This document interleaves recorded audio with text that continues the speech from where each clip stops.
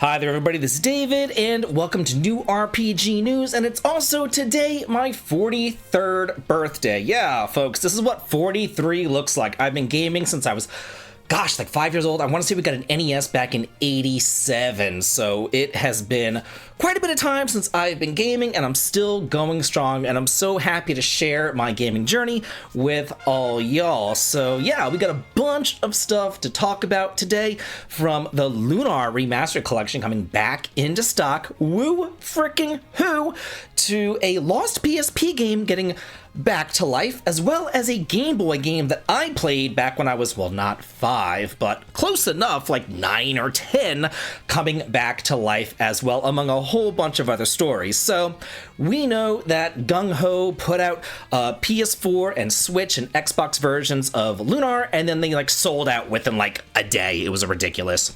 But now, finally, the PS4 version has been put back into stock physically. It is available. I will have a link below for it. Unfortunately, the Switch version has not been restocked. I'm sure that they're working on it. If they've, restocked the PS4 version, of course they're working on the Switch version, so it's probably just a matter of time before that gets out there. So if you missed it the first time around, like a whole bunch of other people did, then make sure that you don't miss it this time. I put out a community post and a tweet about it the other day when it first came to light, but now I want to, extra remind you about this, and I will have a link below in order to purchase. Another really cool thing that was just announced by Sandfall Studio is the Clair Obscure Expedition 33 Monolith set. This is essentially the collector's edition, just priced a little bit cheaper, and it doesn't actually include the game. It includes everything that the collector's edition did include, but it doesn't include the actual game itself, and it is a bit cheaper. I want to say that the collector's edition, if you purchased it, it was a GameStop exclusive. I want to say it was $180, $170, something like that. This one is $120, although with the shipping being $52. Yeah, $52 shipping into America. Thanks, tariffs. Thanks. Yeah, so it's pretty much up to 170 anyway, and it doesn't have the game, but it does have everything else if you missed it the first time around. It is absolutely beautiful. Looks like it has the Monolith Collector's Case, the Monolith Music Box, the Expeditioner's Journal, and a Steelbook, but not actually the game itself. So if you missed this the first time around and you want to see about grabbing it, now is your opportunity. This is a timed pre-order. The pre-orders are open right now, and I'll include a link below as well for this. They will close on Thursday, June the 12th, though, so you better get, again, well, the getting is good if you do want this collection. My good friend Taylor over at the Gaming Shelf is doing an indie showcase, and yeah, he made the news. Wow, good on him. This is the Indie Quest 2025 set for May the 29th, includes must-see world premiere from critically acclaimed studio, and even though he told me about this months ago, and I'm actually helping him out with this, he didn't tell me what the must-see world premiere is, so I don't even know, and I'm very upset about it. So I'm gonna have to tune in myself to see what exactly he is talking about. I know everything else that's gonna be in this showcase, I just don't know what that is going to be. So anyway, it's gonna be on his channel, premiering on May 29th at 4:00 p.m. Pacific time, 7 p.m. Eastern time. It'll feature over 40 exclusive game trailers, plus a must-see world premiere from a critically acclaimed studio, and popular YouTube creators introducing each game. Yeah, I'll be there too. This is kind of neat. Dragon Quest III HD 2D Remake has a new update that adds traversal improvements, a shortcut feature, and more. So this is neat. We know that they're going ahead and they're making Dragon Quest 1 and 2, and it will release sometime this year. And it looks like they have gone back and, they've added in some features maybe that they started putting in to 1 and 2, and they've kind of retconned them into 3, I guess, with traversal improvements, a new shortcut button for spells and abilities, and various battle adjustments. The movement speed when traveling by boat or using Ramia has been increased. Thank God. She was slower than molasses in January whenever you're flying around a Ramia. It was ridiculous. Adjustments have been made to avoid boat travel speed being reset by opening the menu or getting into a battle while traveling by boat. A feature has been added whereby pressing a menu button while flying with Ramia allows the player to switch between automatic and manual flight modes. Then it goes through and it talks about various vocations that have been changed and balancing issues and things like that. Same thing with battles.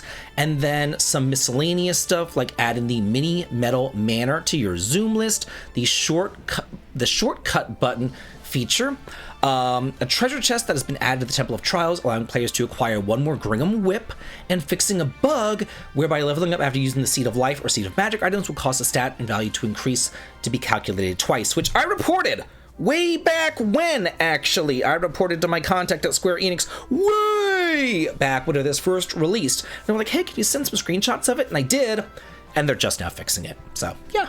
Long lost PSP game finally gets a Western release.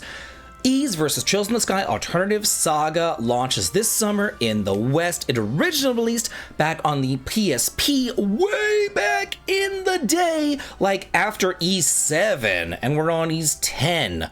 That's how long it has been since this game came out in Japan. It's been like over 10 years. So yeah, I don't think that it's been updated to include like future characters that have been come out the last 10 or so years. So I want to say the Ys characters go up to like E7, you know? So yeah. But anyway, it's coming out for the PS4, PS5, Switch, and PC this summer in the West. Finally, the walls between Falcom's legendary RPG series, Ys and Trails, are broken for the ultimate dream matchup.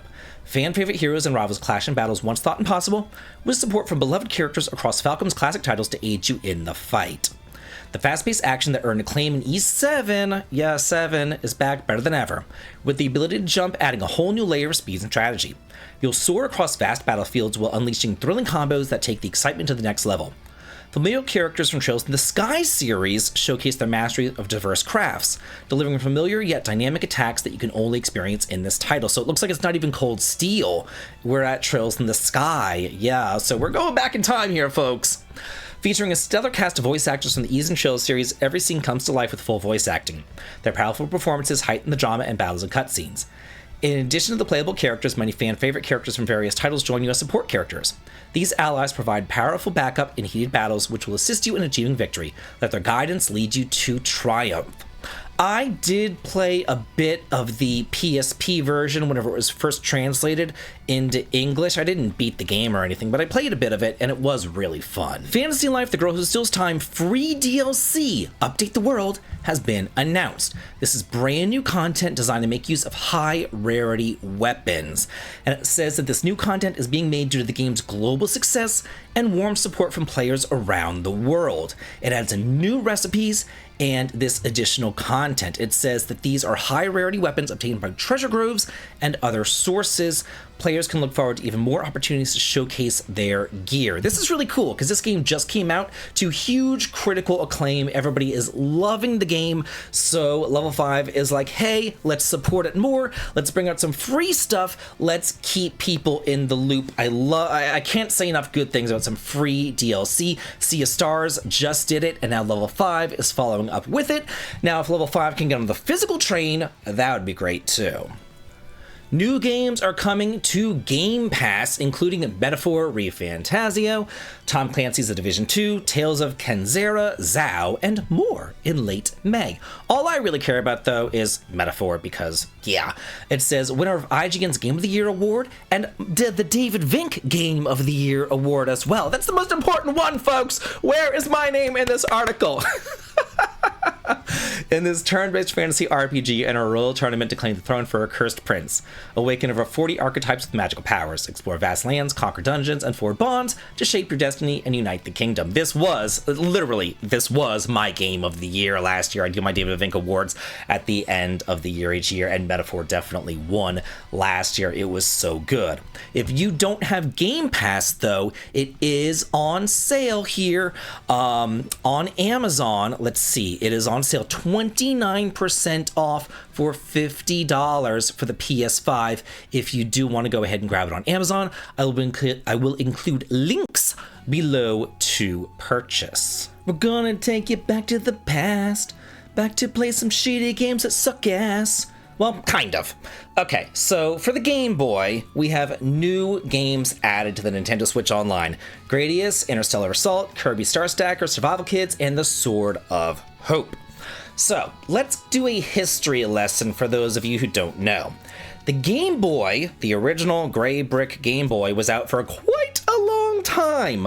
A good, I would say, 10 years that system was out before we really got like the Game Boy Color and everything. I want to say it came out in 89, and then the Game Boy Color, gosh, 99, 98, 99, something like that. Like, the Game Boy was pretty much the entirety of the 90s. It was the entirety of my childhood itself. And there were early Game Boy games and RPGs and later Game Boy games and RPGs.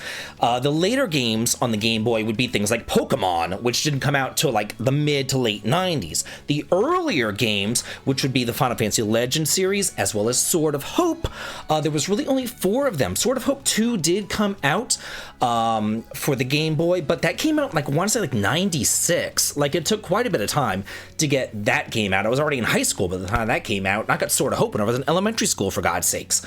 So, yeah. As far as, like, the 4 RPGs on the Game Boy that were in the early phase of the Game Boy, the Sword of Hope was the shitty game that sucked ass. It wasn't that good. If I had to rank them, it would be Final Fantasy Legend 2, then Final Fantasy Legend 3, then Final Fantasy Legend, then Sword of Hope coming in dead last. It is a turn-based RPG, but it's like a first-person one where it's like, you enter a path and there's a bush on the side. You look at the bush, you can hit the bush, maybe an herb falls out of the bush. But then when an herb falls down and you go to pick up the herb, you get assaulted by a random battle. It's kind of short, it's very text heavy and all that, and I can't imagine anybody would enjoy it nowadays, but I enjoyed it back in the day. I liked the Final Fantasy Legend games more, but I mean, it was something else to play on these road trips that I went on to. So let me tell you a little bit about it. An evil sorcery blankets the land. A monstrous dragon, having possessed the king, now rules behind an army of hideous creatures. You're the chosen one, the Prince of Destiny, who must save the true monarch and restore his kingdom. Summon your courage and wit for the myriad challenges ahead. You must battle ogres, cyclopses, and elusive skeletons.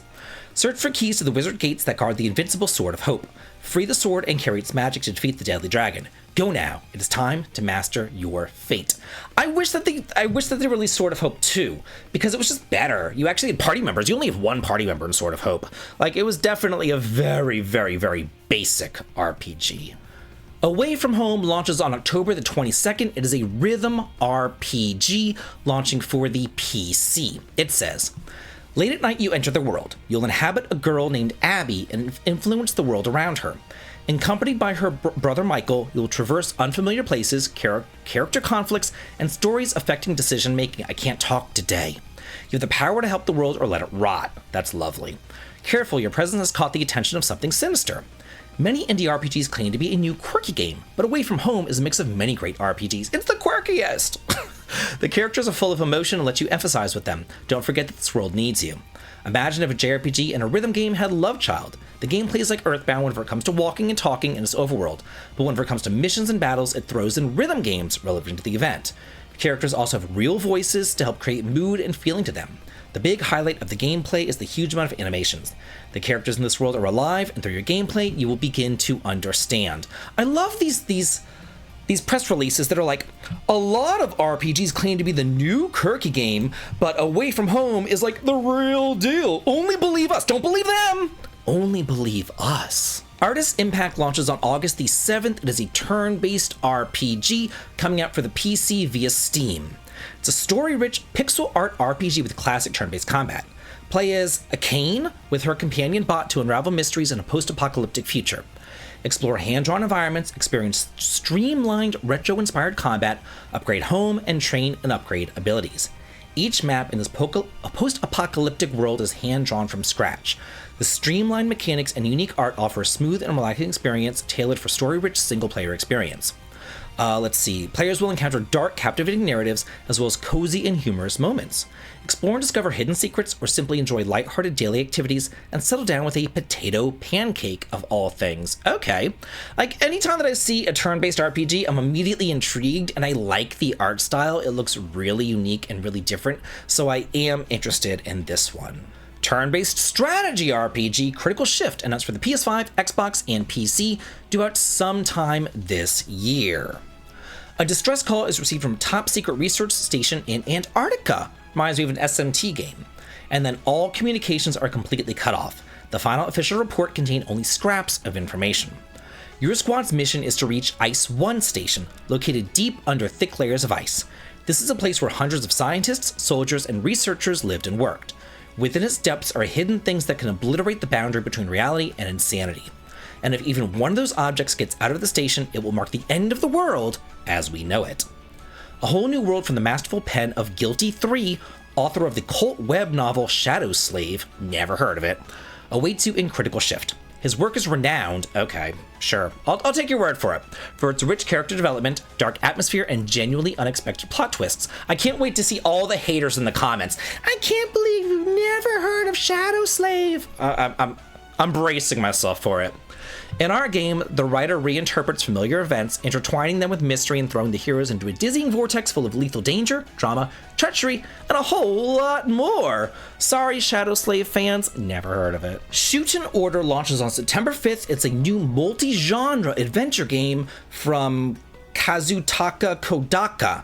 I remember I talked about this in last week's New RPG News, that they were talking about a new multi-genre adventure game, but we didn't know anything about it, but now we do. It is a digital-only game coming out for the Switch via the eShop or the PC via Steam. Pre-orders are available now. It says it allows you to experience 5 different game systems within one single game, including stealth, action, horror, and multi-perspective visual novel systems. That's why it's called multi-genre, I suppose. In a world steeped in despair and chaos, a strange religious organization known as Shoot and Order emerges, yearning for the end of humanity. Because of course they are.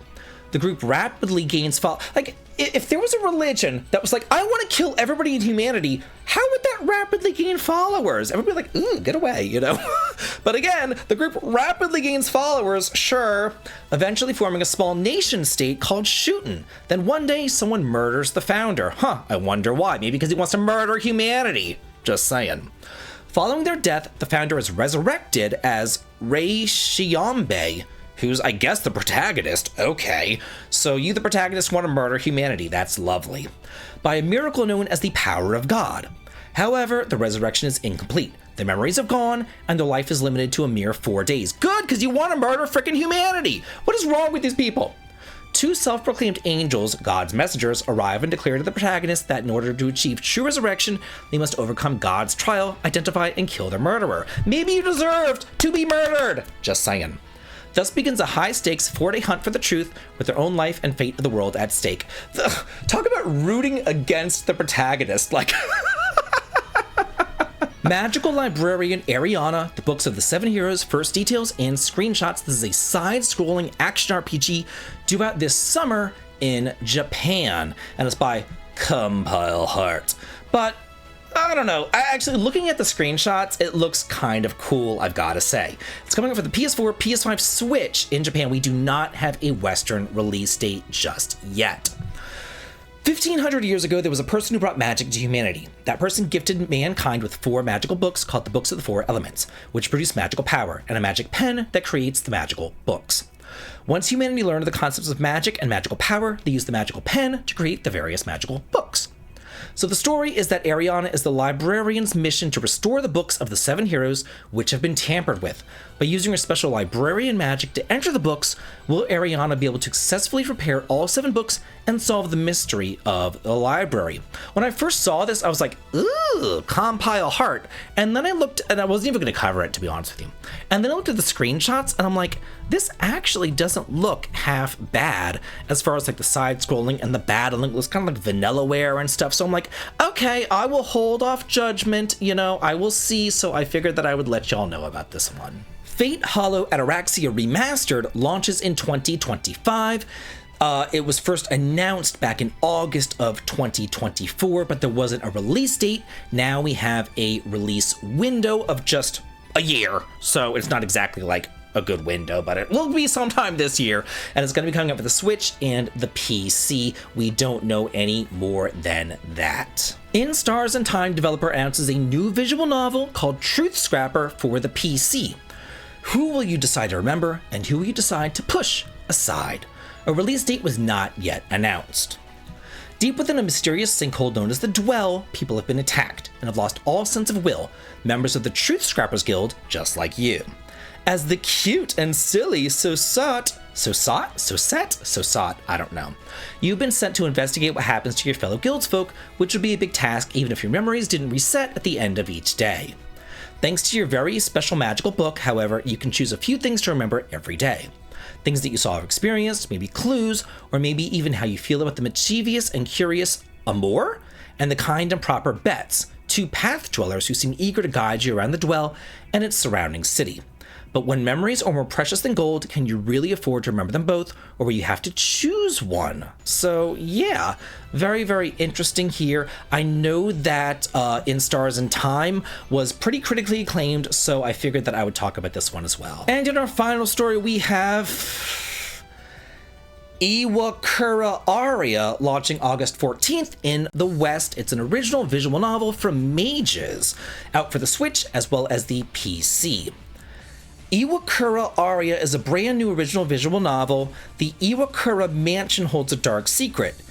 Ichigo, the new young maid, joins looking for nothing but safety and security, but she would soon find herself entangled with the beautiful daughter of the Iwakura household. Unravel the secrets of the Iwakura mansion in this gripping suspense visual novel. Have I talked about this? I don't know. I don't know. All these visual novels, they meld together in my brain to drive me freaking crazy with their convoluted weirdo plots. Anyway, you play as Ichiko, a housekeeper to the Iwakura mansion, and you uncover the chilling machinations at play as you grow closer to Arya and her dark fate. With 9 different endings to unlock, the choices that you make affect the outcome of the future, and the life of the protagonist is living 33 years after the events of the main game. Okay, so I guess... okay, whatever, I don't know. Use the map to explore different rooms of the mansion to piece together key information needed to uncover characters' hidden secrets. So yeah, kind of strange, kind of odd, kind of hard to pronounce, but here it is. So that's it for the news. We had a lot of really cool stuff to talk about this week, but I want to hear from y'all. What did you like the best? What are you going to be getting? What did you not like? Let me know in the comments, and as always, have a good day.